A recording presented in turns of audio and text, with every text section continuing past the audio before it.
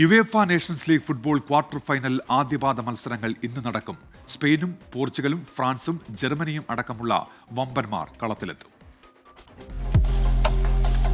യൂറോപ്പിൽ ഇന്ന് തീക്കളികൾ. UEFA Nations ലീഗിന്റെ ഫൈനൽ ഫോറിലെത്താൻ വമ്പൻ ടീമുകൾ മുഖാമുഖമെത്തും. ക്വാർട്ടർ ഫൈനൽ ആദ്യപാദ മത്സരത്തിൽ നിലവിലെ ചാമ്പ്യന്മാരായ സ്പെയിന്റെ എതിരാളികൾ നെതർലൻഡ്സ്. കിരീടം നിലനിർത്താനെത്തുന്ന ലാ റോജകൾ മിന്നും ഫോമിലാണ്.